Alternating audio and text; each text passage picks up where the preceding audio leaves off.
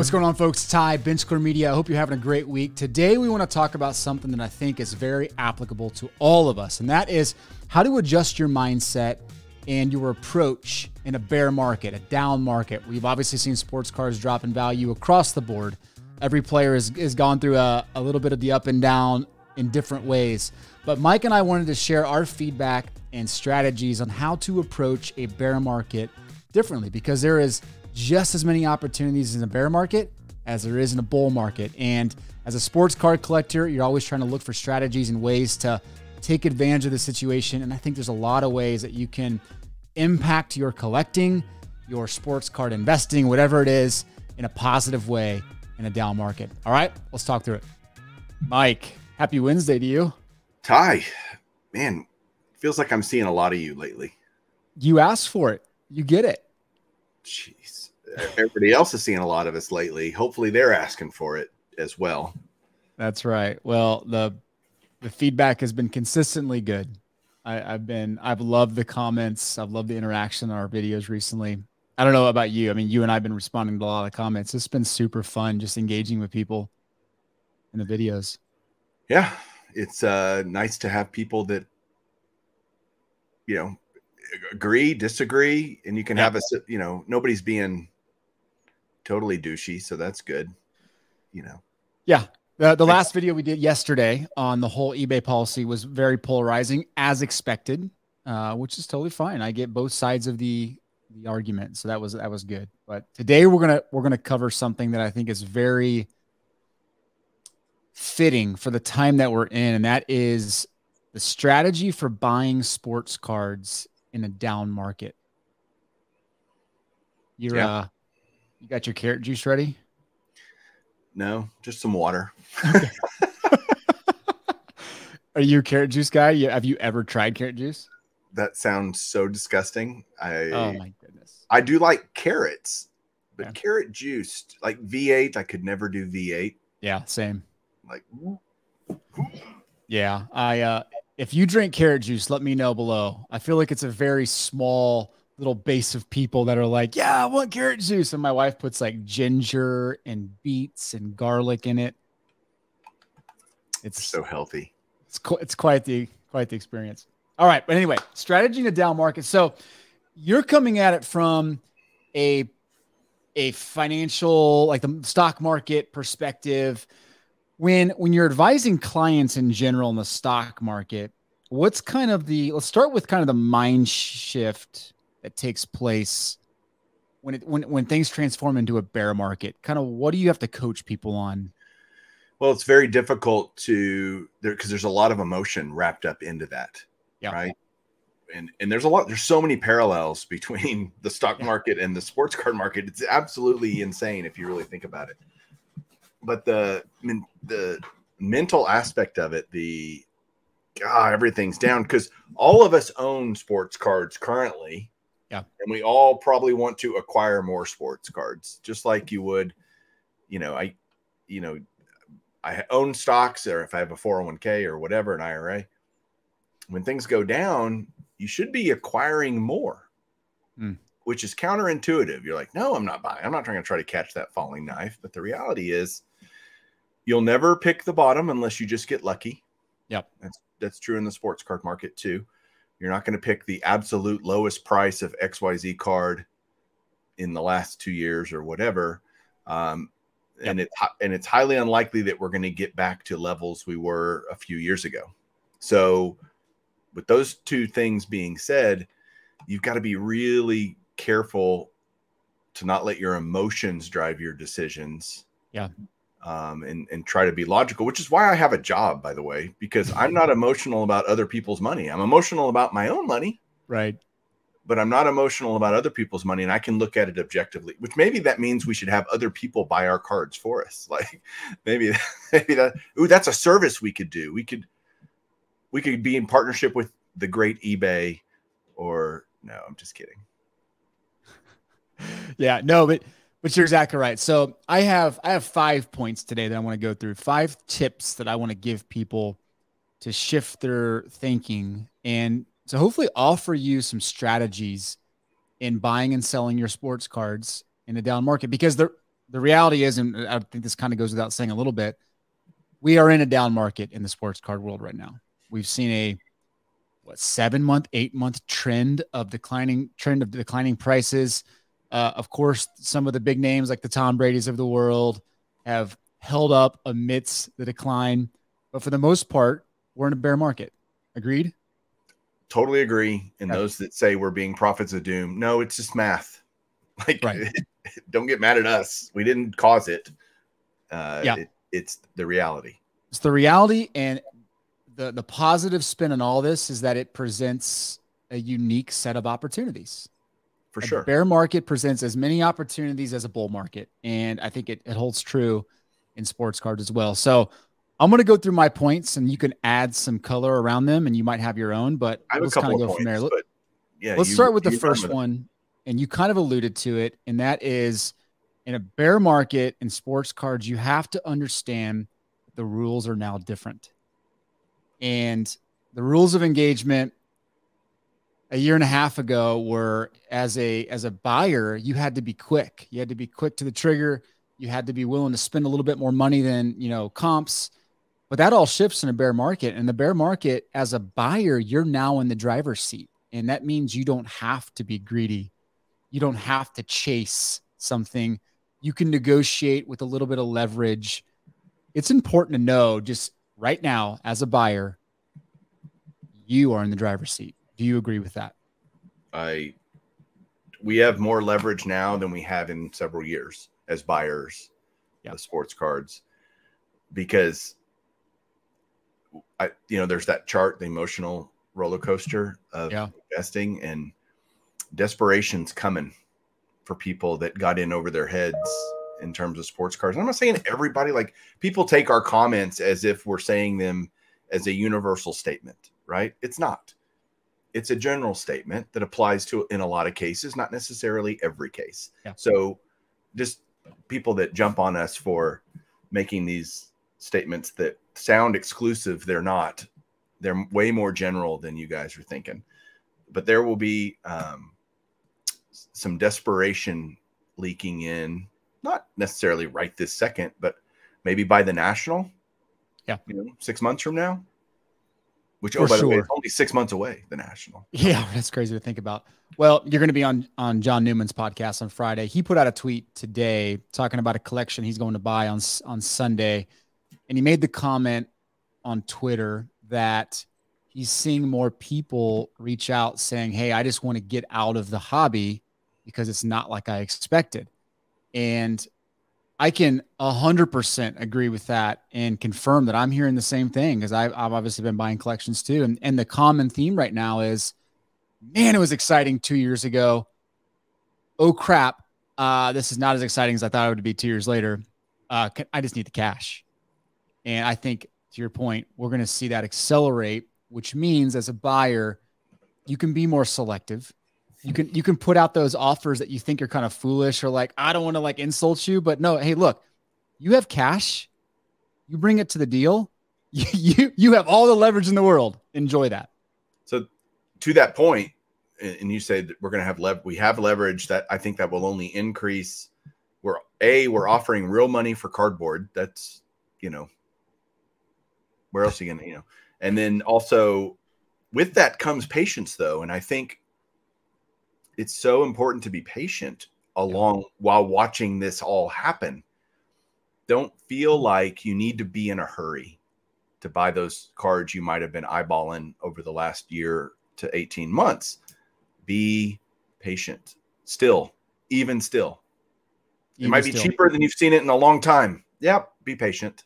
Yeah. Or make offers that make them, as my dad likes to say, make them tell you you're crazy a couple of times, What? Who cares? Like, make an offer. I'm offering real money for cardboard. Do you want it or not? No? Okay. I'll be patient. Yep, exactly. Especially for non-numbered, less scarce stuff, right? Yeah, that stuff's going to continue entering the market. So don't rush to the scene there. Okay. Number one, rules are different. So just accept that. Buyers, you're in the driver's seat. Sellers, you have to be a little bit more aggressive with the way you're selling to get some of those deals, because you're competing with a lot of people liquidating right now.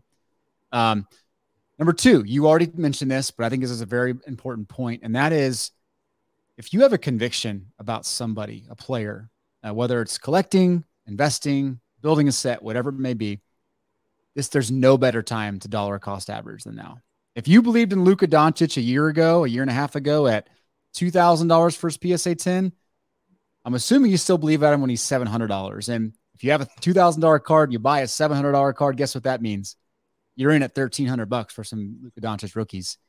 And you can kind of look at that a lot of different ways, especially for guys like that who you really have conviction about. Averaging down, no better time than right now. But you have to average down. You can't just buy one more, which I know sounds weird.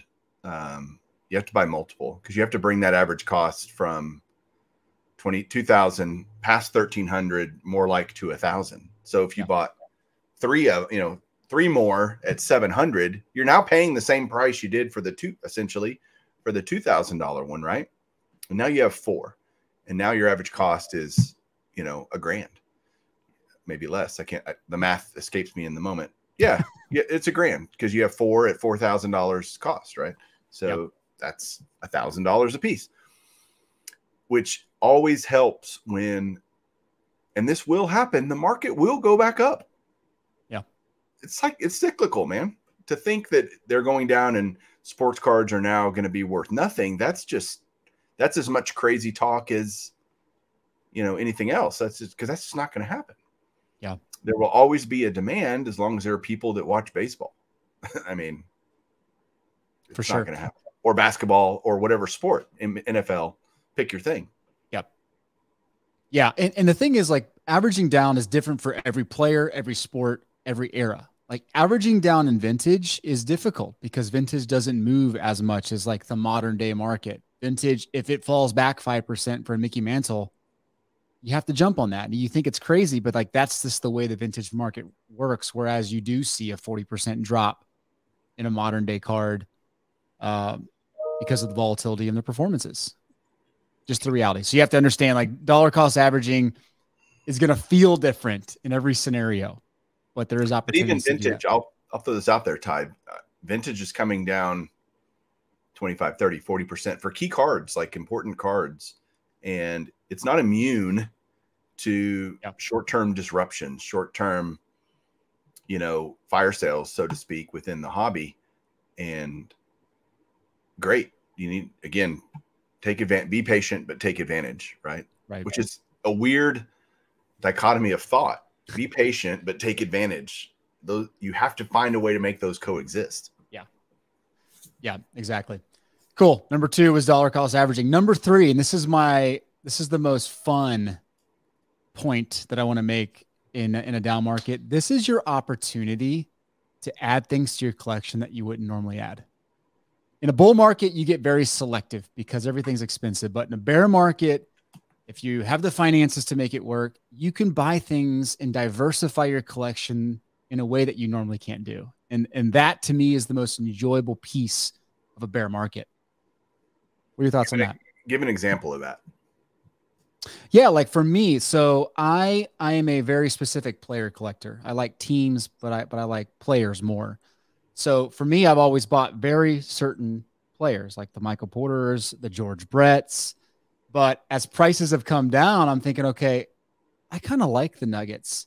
I might go grab some Jamal Murrays or Jokic's, or I might go a little bit deeper into the Royals category that I wouldn't have normally gone because I didn't want to pay, $150 for this card. Now it's $25. I'll go grab it. So I get more interested in that now. It's because that kind of thing is happening to me.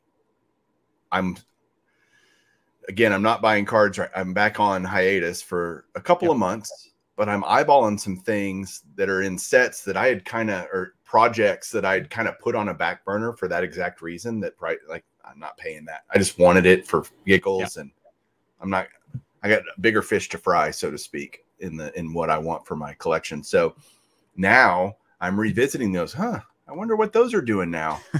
Those I'll call them smaller items, or they are price wise much less expensive, and they should be less expensive. They're not. They just got caught up. Everything got caught up in the same wave of crazy. Yeah. And those are coming back down, which is making me go, oh, I'm going to revisit that in a couple of months when I'm ready to go. I'm kind of putting little notes to self, right? I love it. Yeah, I love it because you can also enter new categories. Like I've actually started to even explore adding some comic books and things that I wouldn't normally added, but I've started to see prices kind of fall off a little bit and thinking, why not kind of diversify the collection? And you don't have to go super deep into it, but it's a great time to enter some of those markets. Yeah, this is a macro hobby thing that's happening. People, it's not, there's always the asset bubbles. Yes. And so it's happening in comic books, it's happening in sports cards, it's happening in Pokemon cards, etc. It's all across the board because people don't have free money anymore. There's a lot of economic reasons that all this is happening that are contributing to this. But I love it that you're thinking outside the box. Smart. I mean, especially if you were able to sell some stuff at the highs and you have some kind of capital floating around in your hobby budget, now's a good time to diversify a little bit. All right. So point number 4 is geared more towards sellers. And I've learned this the last few months, especially. You have to realize in this type of market, budgets change and thresholds change for buyers. So while they were gravitating towards $500 PSA 10 cards a year ago, now they're gravitating towards a different category of cards. So cards under $100 that are raw, very niche cards in the late 90s are actually doing really well right now. And I don't think it's not anything specific around like all of a sudden they realize it's nostalgic. No, they want to spend money on cards, but they realize they can get better value for raw cards in this era with this type of design. And that's a part of the cyclical nature of all this too. As a seller, be okay with pushing a different type of your inventory that budgets now allow, or budgets now focus on. Yeah. Thoughts? No, it kind of goes to a lot of the other points we were talking about in terms of the higher end stuff is kind of out there and doing its thing. But I think what we said, was it yesterday, or you're going to see a lot more focus on lower end cards and raw stuff. And there's just going to be a lot more demand for that because it's cheaper. It's just simple. Yeah. People can buy more of it, you know? Yeah. The thrift mindset is now kind of setting in a little bit. How can I go find value? How can I scoop up something for the long term? If you have the inventory, I mean, be okay with selling more quantity and less expensive stuff. Yeah. I think it's a good strategy as a seller in this type of market. Good idea. Number 5, actually I have 6. So number 5 is, this is a great time to buy up solid names. Guys that are bona fide potential Hall of Famers, MVPs, guys like Mike Trout, who came off of an injury, guys who are coming off of injuries, period, who have come off of trades, guys like maybe a Russell Wilson who had a down year. The market really exploited them in the sports card world, and it drove those guys down more than they should have been. Like, there's an opportunity to go grab guys like Mike Trout. There's no doubt about that in my mind. This is your chance, and you don't get these chances very often where kind of all the stars aligned for you to get better deals on bona fide names. Yeah. And that's especially true in baseball right now, given the lockout, given all the negativity towards baseball right now. I mean, take advantage of it. Go find those names that you love. Juan Soto, Acuna, not necessarily Ohtani, but some of those other guys that if Acuna comes back from injury and does great, you're going to look like a genius, right? I mean, yeah, exactly. There's a long list of those guys. Football, Derrick Henry, right? Injury, didn't play that well. All of a sudden, I mean, Russell Wilson's a great example. Basketball, there's plenty of those guys, including Michael Porter Jr., but maybe not a bona fide star by any means, but definitely take advantage of the injuries right now. For sure. Yeah. All right. Number 6. You won't agree with this one, I don't think, but I'm going to throw this out there because I think you can finally do this again. And it's an enjoyable part of the hobby to me. In a bear market, in a down market, this is your chance to be okay with opening wax. You can afford it again. Say You that. can go grab a box. You can be normal and open cards and just enjoy it. What do you think about that, Mike? No comment. I don't know. I don't. I know you hate it. You hate the idea of it because you're just so frugal. No, I just know it's a losing proposition 95% of the time when you open a box. And then, JT opened a box of baseball's Bowman's Best. Did you see that? I did. He killed it. And he pulled Acuna Soto dual autograph number /10. It's like, yeah, it's going to give people false hope. Well, again, it's not necessarily about the gamble sometimes. Sometimes Sure. It's just about the enjoyment of it. And it was not enjoyable a year and a half ago when you had to chase down a blaster for $60 or hobby boxes were never in stock. Like now that's kind of coming back to reality, and you can go buy a box of cards within reason and not feel like you have to not eat for the next week to make it work. Yeah, there's nothing. I totally agree with the concept of cheap fun, right? Cheap enjoyment, and blaster boxes and stuff like that can provide that, no doubt. I mean, Top Series 1's coming out in a couple of weeks. I'll probably pick up a blaster or two just to see what the cards look like, and not expecting to have anywhere close to the value of the cards, or of the box. But it'll be fun. It's fun. I do agree. It's fun. All right. That's all I wanted. I wanted you just to admit that it was fun. It is fun. It's just expensive. It can be expensive fun, or certainly it has been recently. It can. All that to say, all those points to say, look, there's a bear market. We're in the middle of it. There's a lot of negativity around here, but there are lots of opportunities that present themselves in this type of market. And if you kind of change your mindset a little bit, you can capitalize and you can grow your collection. You can buy some good cards. Hopefully that go up in value over time. And you can enjoy the hobby just as much as in a bull market. Totally agree. There you go. We kept it to 22 minutes. Have yourself an amazing afternoon. All right, man. See ya. See ya. Bye, guys.